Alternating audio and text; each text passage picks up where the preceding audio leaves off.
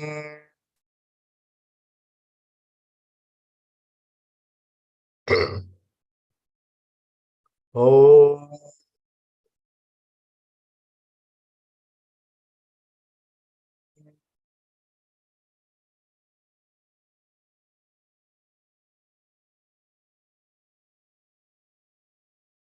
Oh.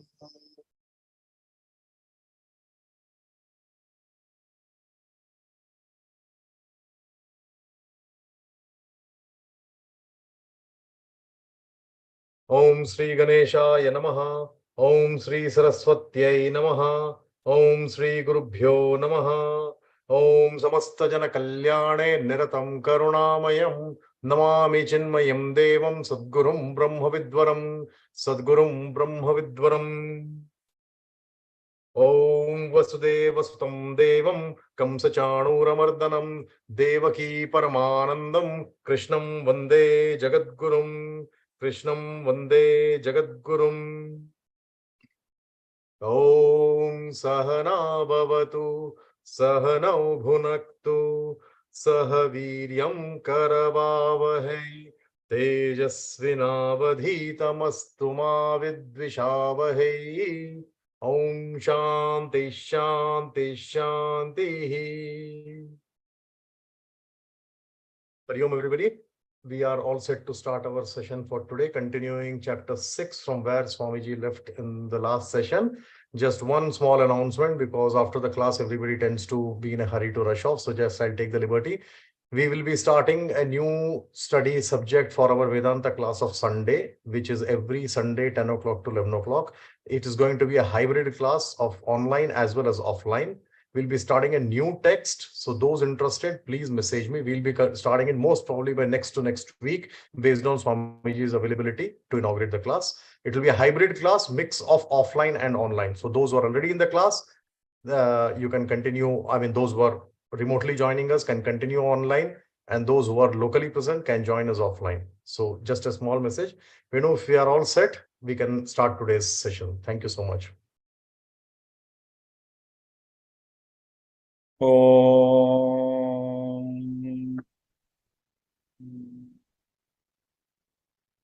Om.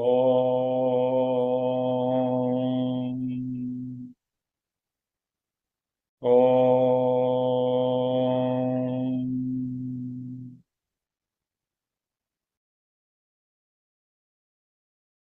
Mahaganapataye Namaha. Vasudeva Sutam Devam Kamsachanuramardanam Devaki Paramanandam Krishnam Vande Jagadgurum Krishnam Vande Jagadgurum. So we saw first three shlokas of 6th chapter of Bhagavad Gita. Krishna says, Anashritah karma balam karyam karma karoti yaha sa sannyasi cha yogi cha na niragnihi na cha akriyaha.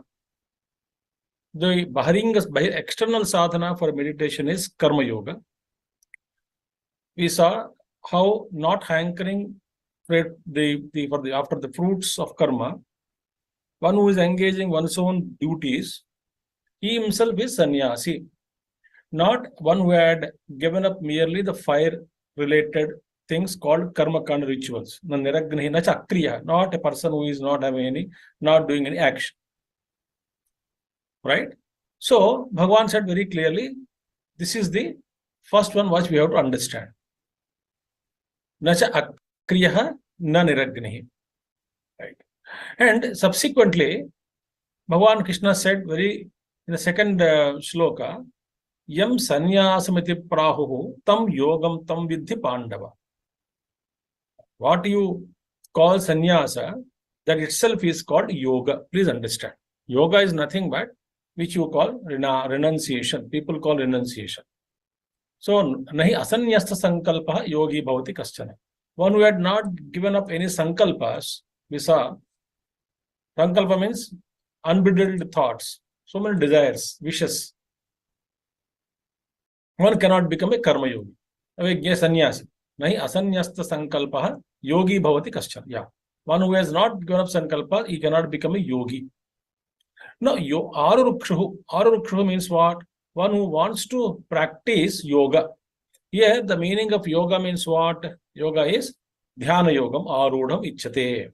One who wanted to mount upon the steed of yoga, which is called dhyana yoga. See? Jnana yogam or dhyana yoga, mainly dhyana yoga. So one who is wishing to sit upon the horse or mount upon the steed of yoga, that is dhyana yoga, karma karanam uchyate. He has to do preparation for that. What is preparation? Karma yoga. So without doing karma yoga, one cannot directly be promoted to dhyana yoga. This is very important. Oh, I can directly enter into meditation. I don't like this work. I don't like karma. It doesn't happen. Purification, the real splurge in meditation takes place only when we purify our mind and intellect thoroughly through karma yoga. Yoga arudasya shamah karanam uchyate. Yoga means what? One who has accomplished. Accomplished what? The karma yoga properly. Meaning what? One who had prepared well. Means what? In Vedantic language, one who has got sadhana chatushtaya sampatti. Viveka, Vairagya, Shat Sampatti and Mumukshutva, who has got thoroughly the sadhana chatushtaya sampatti, the fourfold means of wealth for a spiritual seeker. Viveka, discrimination, Vairagya, dispassion, Shat Sampatti, the sixfold wealth, Shama, Dama, Uparati, Titiksha, Shraddha, Samadhanam, and Mumukshutva, a burning desire for liberation. One who has got all these four qualifications in its full measure. Then he becomes yoga rudha. Then for him, no more bahirmukha activities. Shamah karanam uchyate. Then he has performed karma. The what is to be achieved through karma has been achieved. Now he wanted to withdraw from karma. So withdrawal from karma is what? Normal two ways. Either he can take formally become sannyas ashrama, or some people even continue to live in grahastha ashrama only, but they reduce considerably their involvement. Their unnecessary activities, rituals are reduced. More and more time they spend in contemplation. So this is how all these, the main important thing we have to understand. So Aruksha means one who wanted to mount upon the steed of yoga, that is dhyana yoga. For him, preparation, karma yoga is necessary.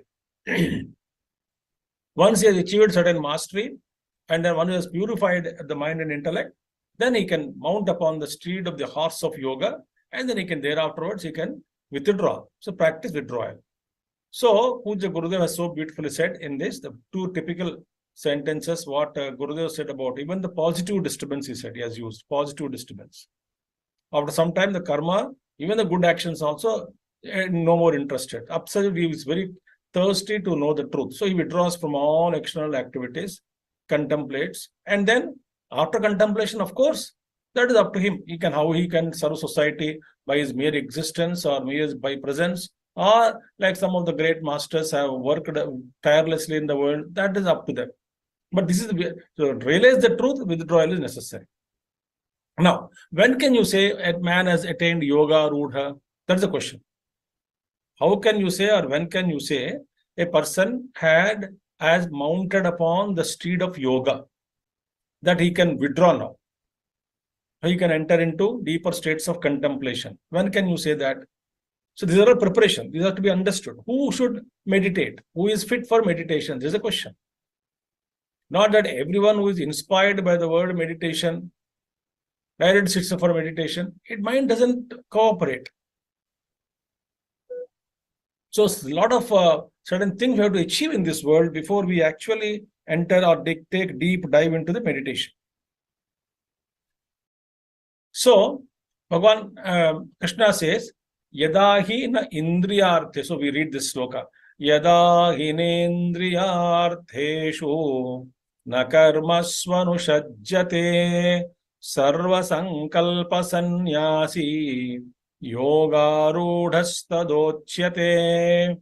Yada hi nendriyartheshu na karmasvanu shajjate sarva sankalpa sannyasi yogarudhastadochyate. Yada hi na indriyartheshu na karmasu anushajjate. Very beautiful thing. When, yada, when a man na indriyartheshu na anushajjate. Indriyartheshu, sense objects, na anushajjate, meaning what? He is not craving for sense pleasures. He has no more craving to enjoy, to involve, to engage, to embrace, to taste the worldly objects. The craving, the mind which has been, the indriyas, sense organs, and the mind which has been running havoc in the world outside since many, many lives, eagerness to graze, in its eagerness to embrace, enjoy the external objects, the craving, Krishna, thirst, unquenching thirst, no more here, anushajjate, na anushajjate. He has grown, he has understood. Virajya vishaya vratat, dosha drushtya muhurmuhu. From all these external objects, after he has understood through yukti, tarka, through yukti, through reasoning, and also through anubhava, and also through shastra studies, he has understood that the worldly objects cannot give me permanent happiness. That he has concluded firmly. The worldly objects cannot give me permanent joy. So when this conviction has come, firm conviction that I am no more interested to involve in the worldly affairs. Underline the craving, not there. Na anushajjate. So yadahi na indriyartheshu na karmasu, nor in actions related to them. Sometimes we may be attached to certain objects, but we like, but then we may not initiate action, so we may suppress the desire, or we may not be involved. So, but he says no, not attached to action also. Na karmasu anushajjate, not attached to karma also. So, karma asakti, vishaya asakti. One is the thirst for sense objects, and other is the habit to repeat an action, but not particular about the result. But I like to involve, to engage in kind of an activity, though I am not very particular of the results. This is very typical people. There are many in the world. They say we like to involve, we would like to involve in an activity, but I am not particular about the results, but I keep working. Some say I am not working for money. I can't keep quiet. I want work. आपको क्या पैसा चाहिए? नहीं चाहिए. But whatever, name, fame, nothing. But then I just can't keep quiet. That's it. I'm attached to work itself.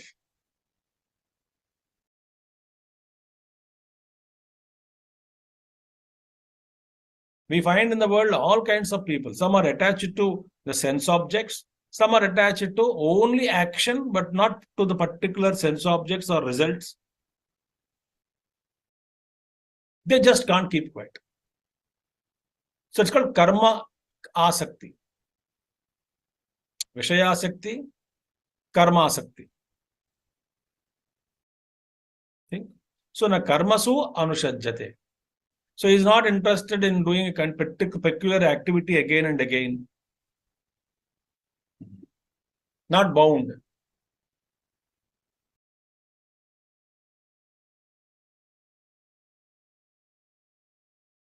Suppose I am attached to teaching work. Then what will be my condition? My condition will be, I am not particular about the result. How many attend? They praise me they praise me or not. I am not particularly interested in those things. But one thing I am interested in, what? I am attached to work itself, teaching. So I become restless when there is no one in front of me to teach. At least one should be there.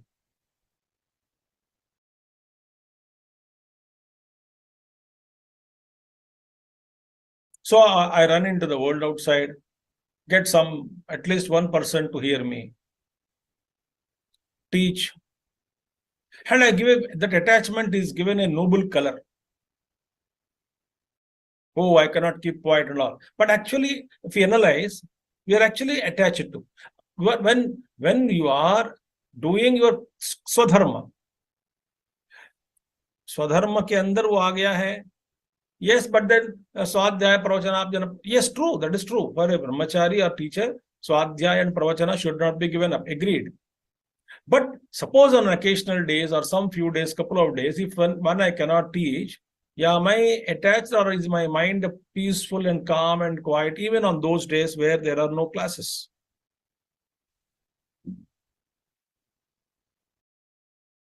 This is what I have to check where I'm attached to the karma called teaching. Or am I fulfilling my dharma?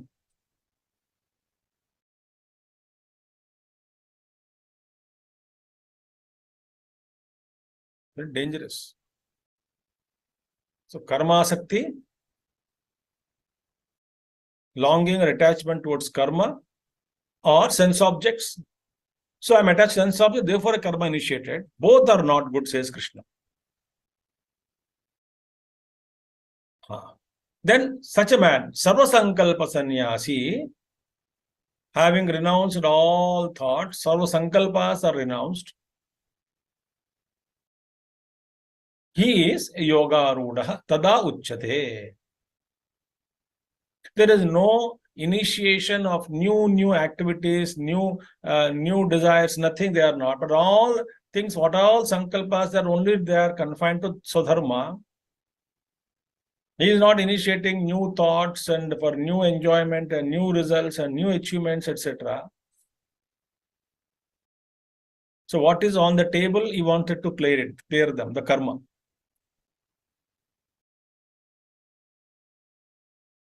Such a person is said to have achieved what? Yoga Ruda Sthiti. So he has achieved certain mental mastery. Suppose to renounce activity in the beginning without gaining this mental mastery, without becoming a Yoga Rudha, without practicing the Viveka Vairagya Shatsampatti Mumukshutva, then you draw, that is detrimental to one's own growth.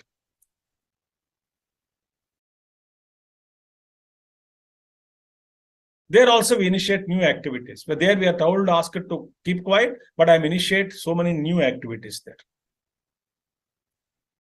So what are the physical conditions required, mental conditions required? So the karma yoga has to be practiced. Certain amount of withdrawal has to take place.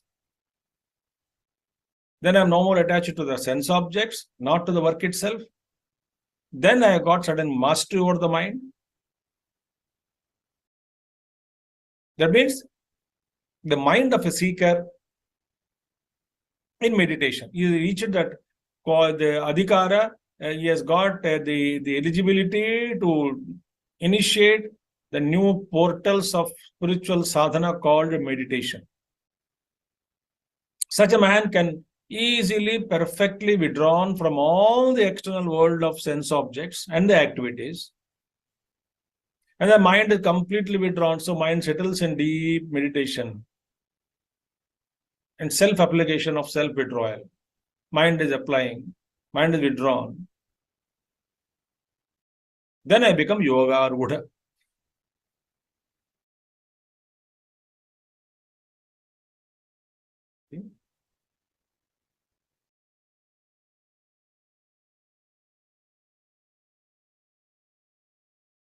At this stage, what is happening? Let us see now. Normally, sense organs collect all kinds of sense objects. They bring and drop in the mind. Meaning they go run a walk. Mind also is leaking through sense organs. So mind which is leaking through sense organs, through golakas, goes out along with sense organs. With the help of sense organ only, riding over the sense organ only, the mind can see, smell, taste, touch, hear, etc. Sense organs are not there, mind cannot see.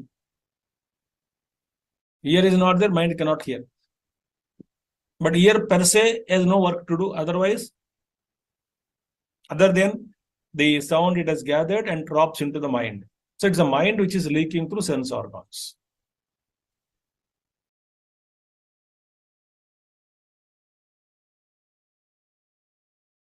So mind plus each sense organ becomes that particular sense organ.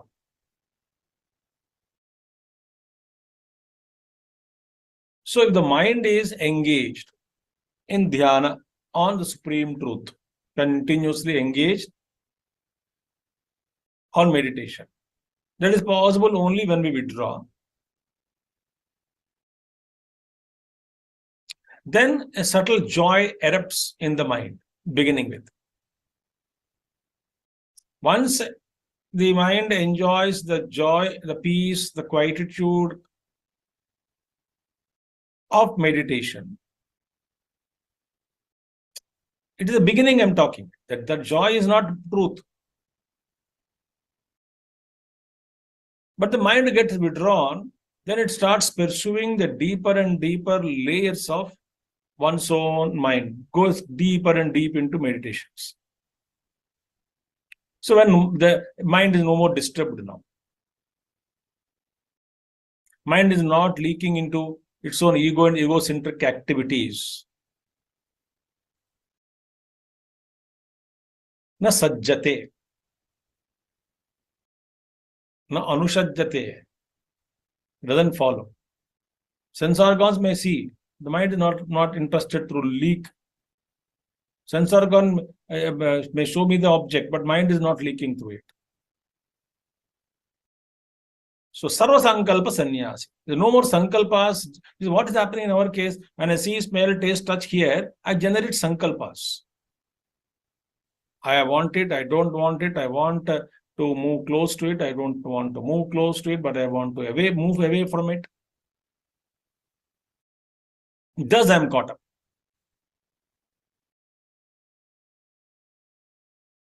So when is it yoga arudha? This is the state. Where then, that is why, when sufficient karma yoga is practiced, dhyana yoga becomes easy.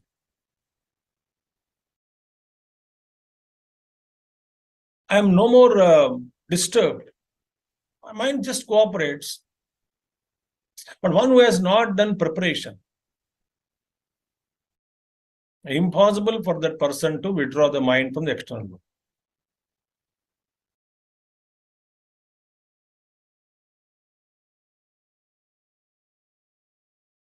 So when I'm not craving for sense objects or attached to work, then I'm no more generating new initiations and new thoughts and new ideas and constantly project after project and all. No. So whatever is I'm born for whatever karma, I want to clear them on my table. Nothing should be kept. So confined to my duties, that too surrendered to Lord. No attachment, no craving. Such a mind, well-prepared mind, is cooperating, ready for meditation to plunge into deeper layers, to dive deeper.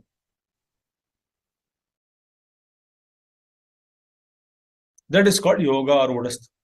That one has mounted upon the steed of yoga.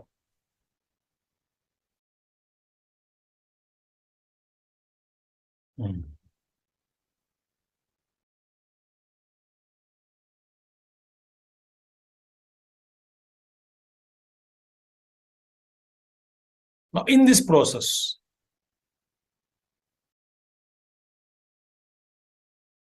that mind has to be withdrawn, lift itself. Krishna says, who will lift? Krishna says, you have to lift your own mind. Each one of us have to lift our own mind from the slums of the external world to the glorious heights of peaceful, radiant, luminous meditation levels. I have to lift my mind up.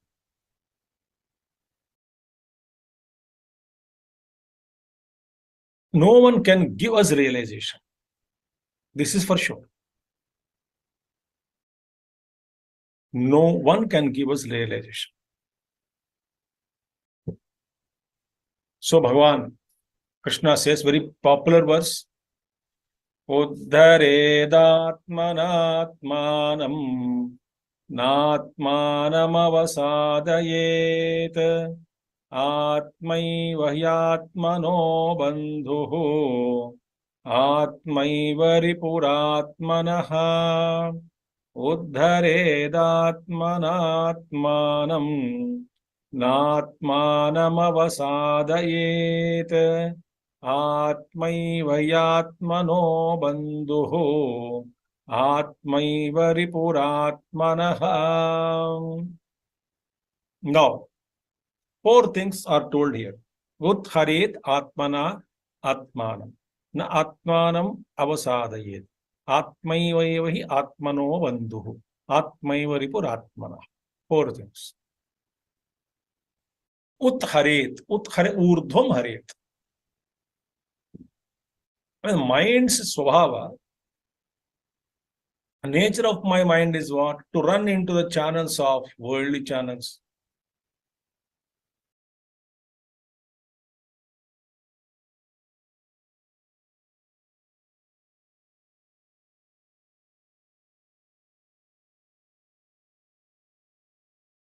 I gave an example.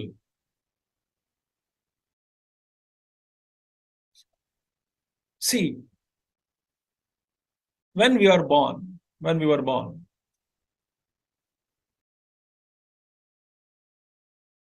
who taught us walking?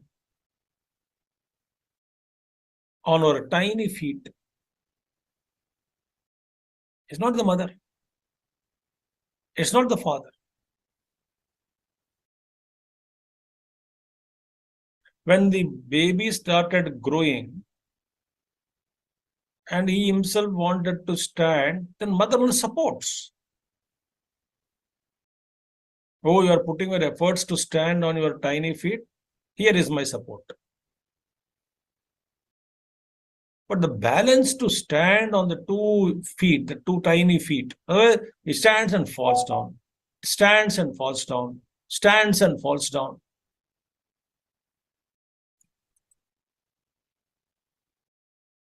Ultimately, the baby learns the balance to walk on 2 feet.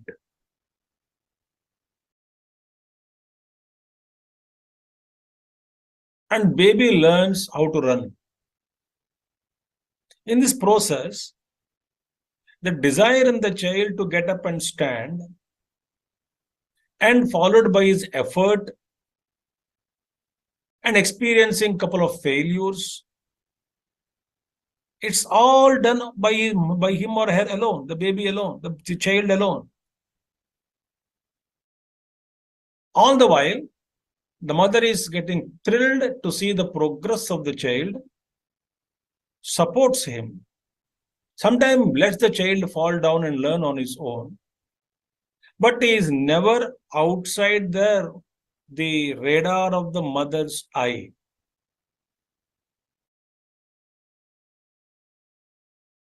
If we have understood this example, similarly on the path of meditation, to inspire myself to regularly meditate,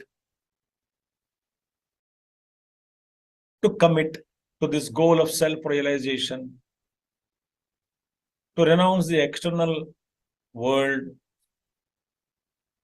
Renounce means not dropping the activities and duties, responsibilities, attachments.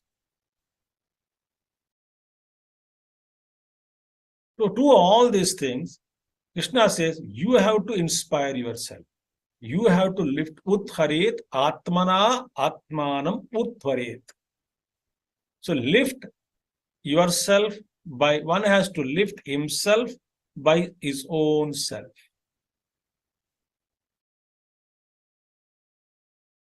His self means what? First to say is by his self. Lift his self. His self means what? Mind.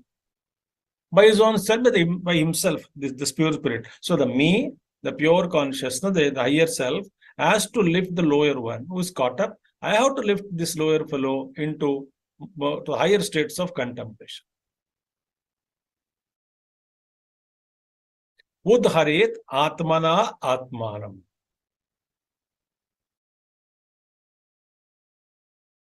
And in the process, Krishna says, do not let yourself fall down again. Na atmanam avasadayet.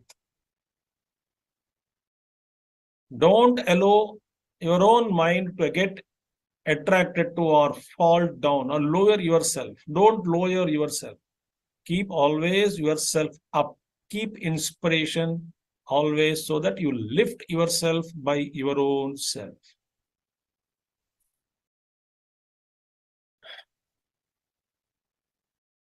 Ishvara, the God, what is that we are making the seed? What is that that makes seed to grow into a plant? Seed itself. The inherent quality in the seed to express as a plant, as a sprout first, then as a plant, growing plant, then tree, etc. The inherent tendency in the seed is to be supported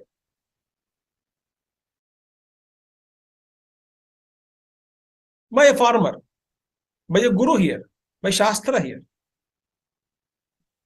You take support, but you lift yourself. Take support of some rods or some. You can't get up your stage. Take support of the ground sometimes. Or take support of the chair or whatever rod is there nearby. Take support.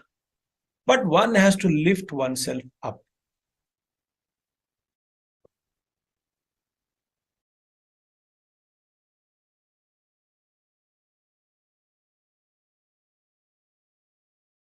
This is Krishna's clear-cut, what do you call, instruction.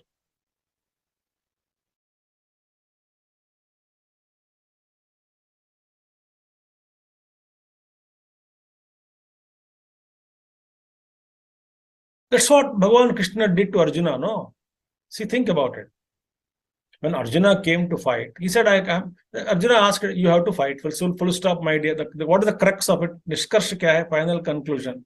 Arjuna, you have to fight your battle. I will not fight for you. Number one. You have to fight your battle. I will not fight for you. It is your duty to fight. It is not my duty to fight. So you do your duties. Then where is my role? Comes into your picture as Krishna. So Arjuna asks, oh, I don't have confidence. I will give you the confidence.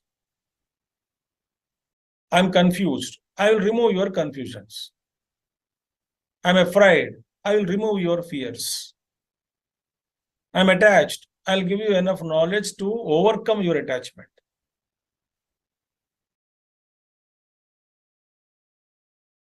I don't have confidence. I will give you, pump the confidence into you. I am loss of strategies. I will give you strategies.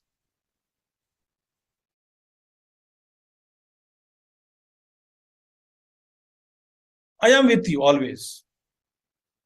So to do that work, piece of work called war, whatever you want, I will give you. But fight you must, not me.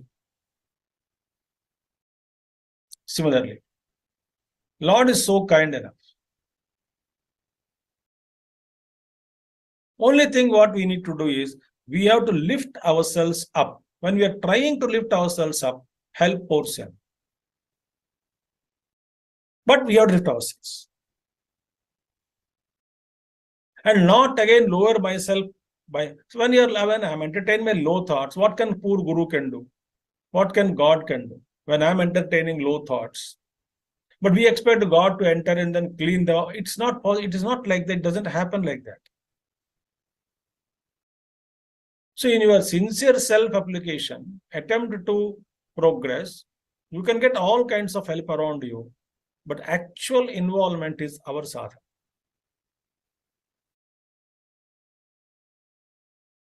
So for this, you can take Shastra support, you can take Guru support, you can take any support.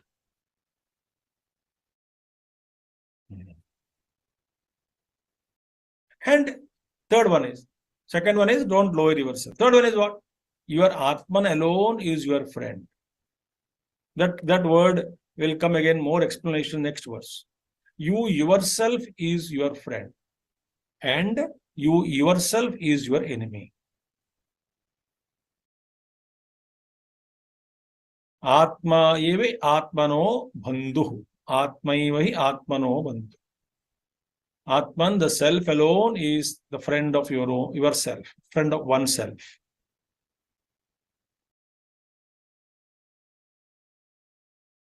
Therefore, in spirituality, remember, in spiritual sadhana, as much important to forgive others, that much important to forgive ourselves.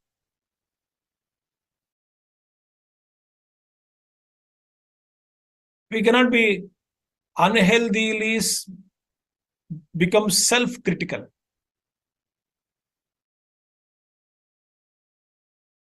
We become too much self-critical, analyzing ourselves negatively, and we make ourselves, our own self, fall down.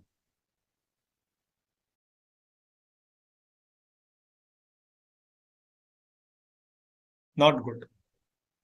That's not the way. So as much forgiving others is important, that much forgiving yourself is important. As much compassion on others is important, that much you must show compassion yourself. As much patience that is required to be patient with others, that much you must become patient with yourself. All the while putting sincere efforts. We may fall 1,000 times, 1,000 times, but sincerity should not be compromised.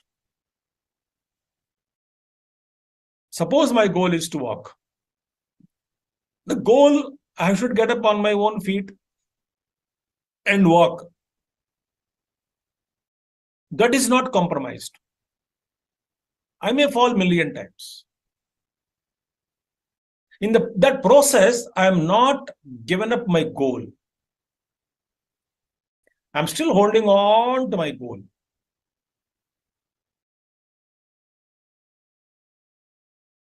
Think.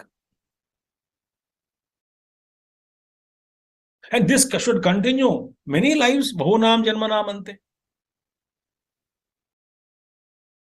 And it may not be the beginning. We have already journeyed many lives. Therefore, we are in this Bhagavad Gita, all of us together studying Bhagavad Gita.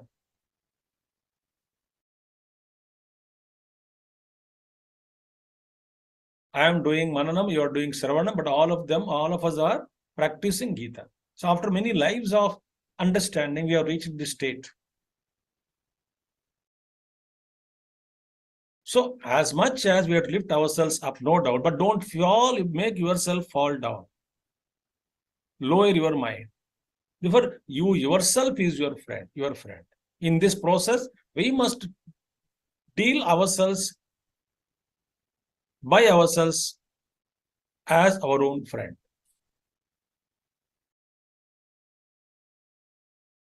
Or oneself can become one's own enemy. The self alone becomes one's enemy. So Atma, you alone is Atma's friend, and Atma alone is Atma's enemy. There are no enemies or friends outside. It is actually for yourself, your own growth. You yourself is your friend. You yourself is your enemy. So a man should uplift himself by himself. This is the important message given in this chapter.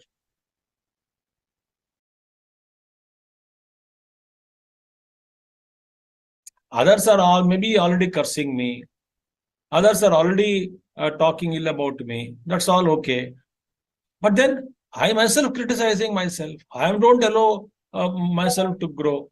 I myself am lowering myself. That is a greater crime. It's a greater crime.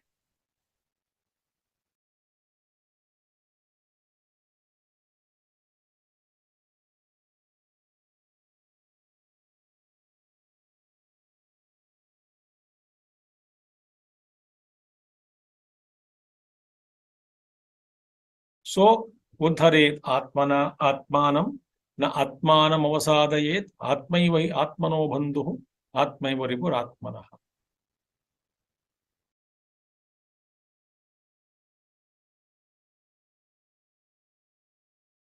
Then where is the role of the God or Guru? You start walking, I am walking. I am with you. There's one shloka also. You are bhagya. Luck. Bhagya. Sits if you sit. If you stand, your bhagya stands. If you start walking, your bhagya, the luck, starts walking with you. You are running, luck runs with you. As you do, your luck does same thing. As whatever you do, your luck, you are keeping quiet, not going in, your luck also sits with you.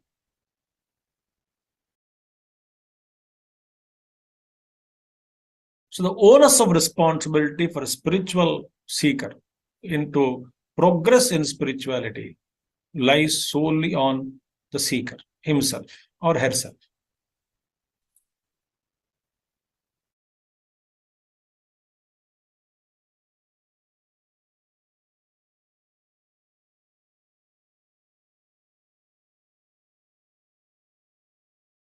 So all the scriptures help me.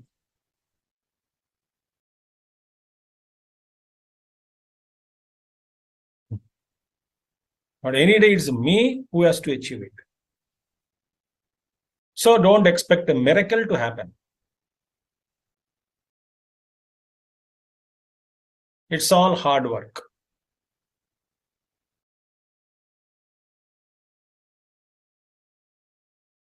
Oh, but we heard somebody got enlightenment just like that. He may have got it, but then it is the result of many, many lives of tapasya. Everyone. It's not one life practice. So many lives of upasana, meditation. In one life, it fructifies. All it becomes so easy.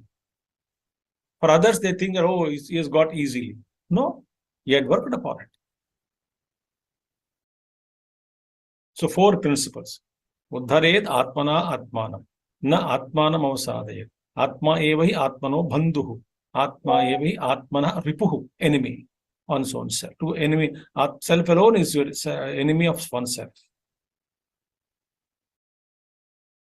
Bandhuratmatmanastasya yenatmaivatmana jitaha anatmanastu shatrutve vartetatmaiva shatruvat bandhuratmatmanastasya yenatmaivatmana jitaha anatmanastu shatrutve vartetatmaiva shatruvat. Bhagavan Krishna said, one's own self is one's own friend. One's own self is one's own enemy. On what conditions? When is that the self, yourself becomes a friend of yourself? Your mind becomes a friend of you, yourself. When is that you yourself become enemy for yourself? So Bhagavan Krishna says, Bandhuhu atmanam atmanaha tasya. Bandhur atmanam atmanastasya. Bandhur atma atmanastasya. Bandhu, the friend. Atma, atmana, one's own tasya. When? Yena, by whom? Atma eva atmana jitaha. The self is a friend of the person by whom or for him who has conquered himself by the self. When you have conquered your own self by yourself, then that self becomes your friend. The one who has conquered one's own mind by one's own, that mind, conquered mind, becomes your friend. Self means mind and intellect. Mind. So whose mind becomes one's own friend? That mind which is brought under the control by by individual, to that individual, his mind or her mind becomes a friend. Or The one who has not brought the one's own mind under control, that for that person, that mind, his or her mind, becomes enemy. To the unconquered one self, this Atman stands, Atman's own, the M and I, stands as one's own enemy. You yourself become your enemy. You yourself. So when you control yourself, you are a friend of yourself. When you don't control yourself, you are enemy to yourself.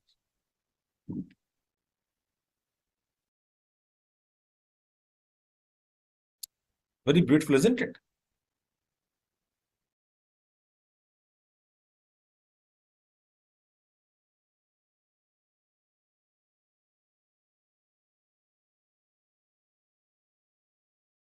One example I'll give you.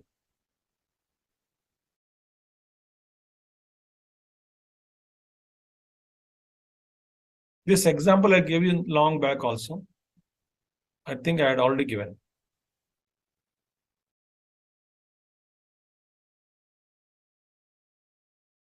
Which dog, the domestic dog, is a friend of the owner?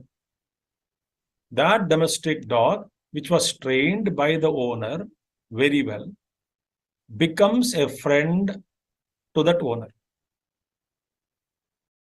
A wild dog, a domestic dog, the wild dog outside, street dog perhaps, puppy, brought into the house. Then he controlled it, trained it, the dog.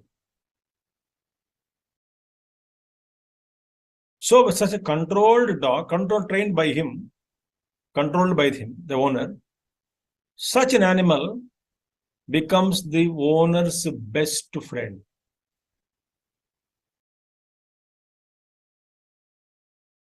There's an understanding between that animal, the dog, and the owner. We have seen so many well-trained animals in the world. They serve their bosses like anything.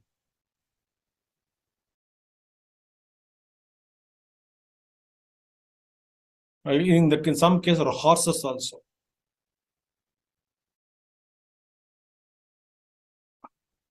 They take the injured rider away from the battlefield and protect.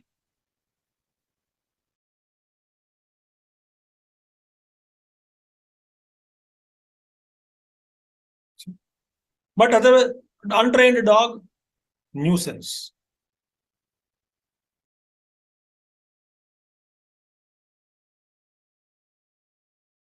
So, to the extent the ego withdrawn from the external world of identifications, to that extent,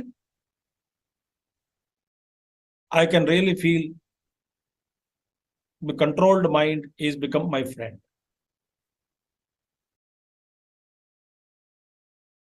So to such an ego, which is available for correction and got corrected, ego is diluted, mind is the mind's havocness is reduced.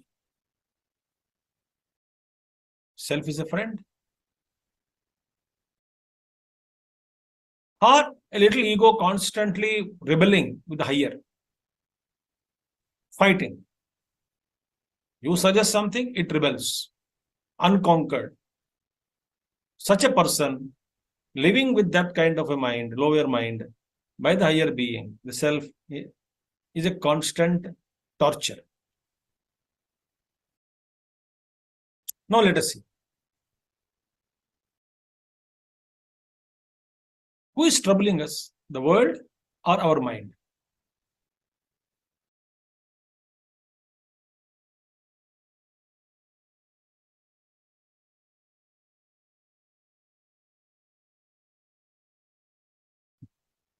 Not the world, our own mind.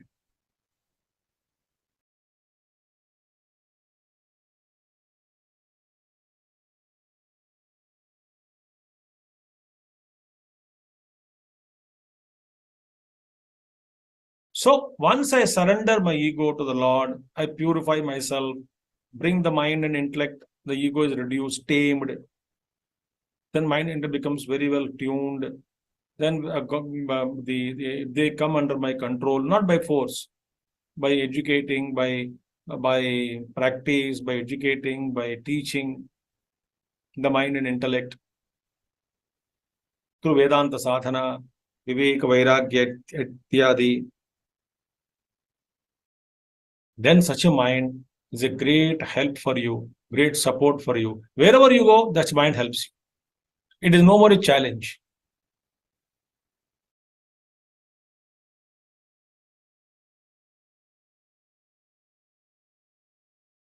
So, such a one which is surrendered, the lower self is trained, surrendered to higher. To that lower self, higher self becomes a friend.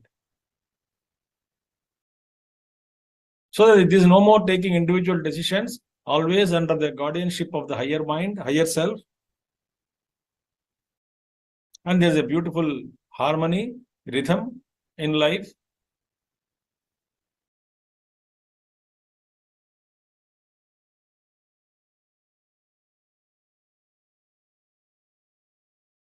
Otherwise, what happens? It becomes a great tug of war when the poisonous mind or ego doesn't surrender to the higher being, higher in me. It's a torture.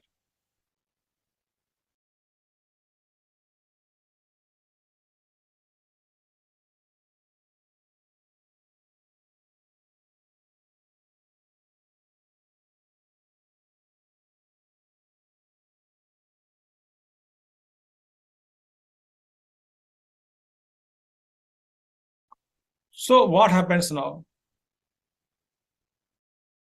To such a person, yoga ruda, one who had really mounted upon the steed of yoga,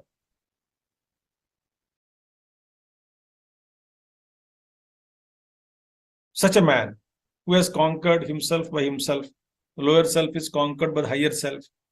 Thus, higher self becomes a friend to lower self. Lower self becomes an executive.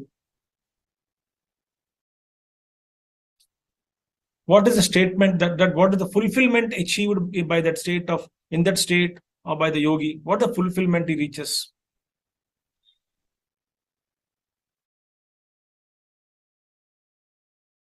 Such a man, Krishna says, Jitatmana prashantasya Paramatma samahitaha Shitoshna sukha dukkheshu Tathamana pamanayoho Jitatmana prashantasya Paramatma samahitaha Shitoshna sukha dukkheshu Tathamana pamanayoho.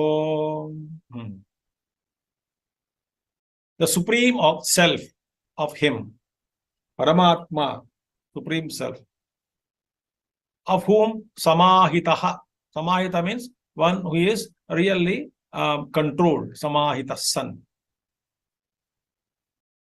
Samahitaha. Hitatmana prashantasya. Samahita means well balanced, equipoised, tranquil.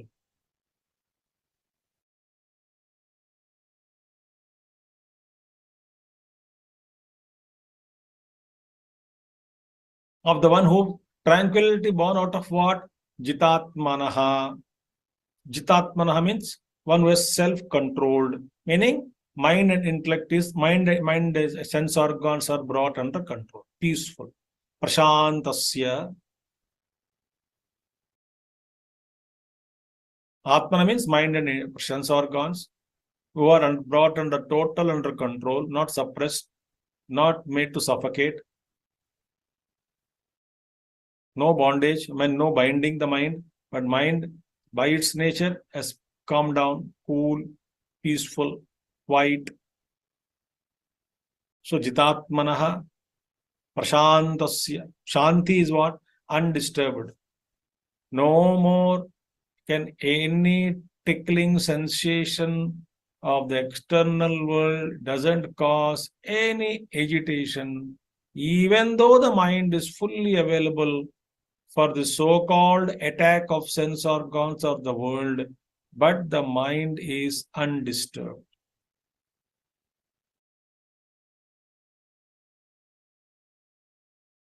You may see different toys in the toy shop, but your mind is undisturbed. You don't want any of those toys for your enjoyment. Mind doesn't go out peaceful, tranquil. You are not agitated. You are not disturbed. You are not excited in a toy shop.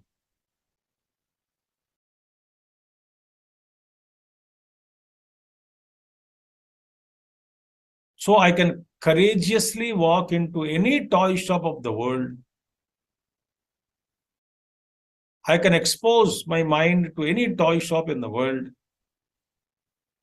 but without any trace of disturbance, I can come out, isn't it?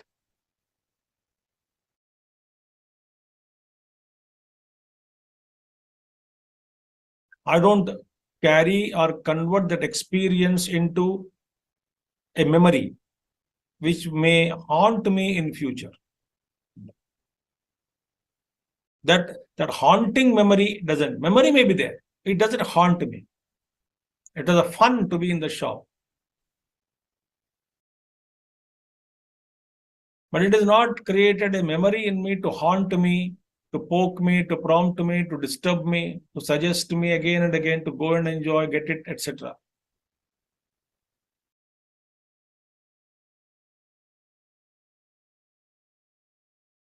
So Jitatmana. Because he became Jitatmana, he conquered his own self, he's peaceful.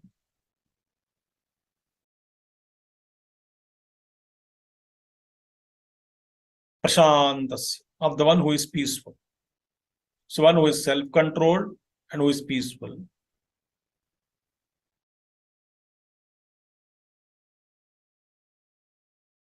Supreme self of that is of that person,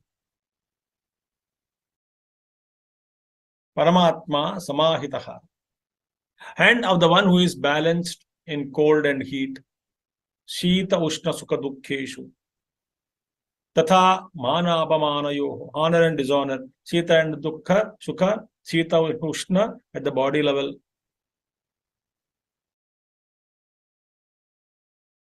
Tatha Mana Apamanayo, at the intellectual level, the Mana and Apamana, honor and dishonor. So when Jitatmanaha Prashantasya Paramatma Samahita, Shitoshta Sukha Dukkhayo, Tatha Manapamanayo. So this is the level, or this is the state that one reaches. One who has conquered himself by himself in tapasya,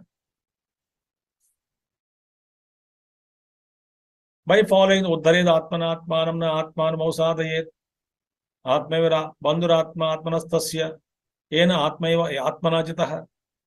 All those things having understood and practiced thoroughly,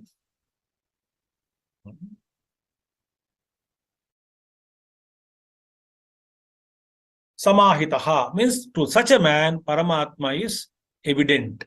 Jitatmanaha Prashantasya Paramatma Samahita. Shito, one who is conquered, one who is mastered lower self, one who is peaceful, tranquil, and also one who is Sita Sukha Dukkheshu in all the pairs of opposites at the body level, and also pairs of the opposites at the intellectual level. When all these things are brought under control, peaceful, and no more disturbed, see?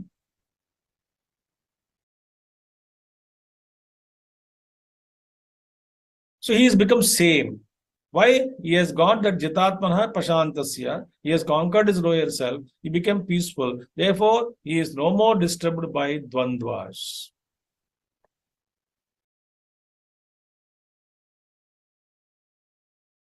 To him, the Supreme is evident. And then he clear. Paramatma Samahitaha. Available to him, Paramatma.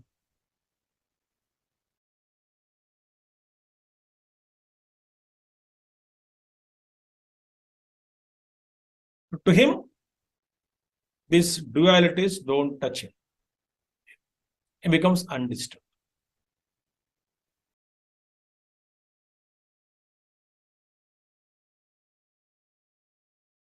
It's wonderful, isn't it? So then only I really enjoy that, the peace, mind sets into my own, into meditation, peaceful. The peace is ultimate, the supreme peace is in the, what is the real sukham? Real sukham is peace only. Whenever we get sukham from external object, when we're experiencing that object, actually that moment, mind becomes peaceful. That's why we get happiness. But we think that mind is getting that bliss out of the object. That is wrong.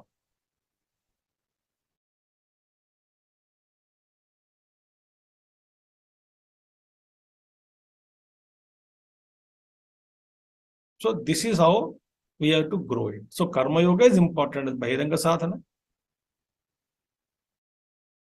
Then yoga aruna sada uchyate. Then we come when yada hindriya artheshuna karma sanusajjate. When the mind and intellect is not running after sense objects, not attached to work. So these are the preconditions. Then how to achieve all this, plus how to plunge deeper into meditation. This is the subject matter of this 6th chapter, Dhyana Yoga. So this in continuation, 7th chapter, 7th sloka, 8th sloka begins. So that we will take up the next Saturday.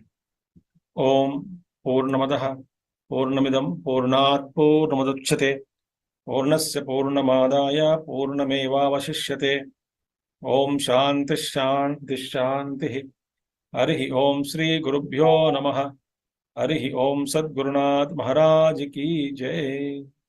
Thank you very much. Hari Om, Hari Om, Hari Om.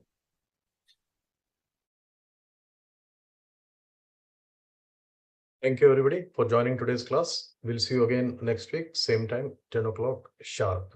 Thank you so much. Hari Om. Where we can close the session for the day?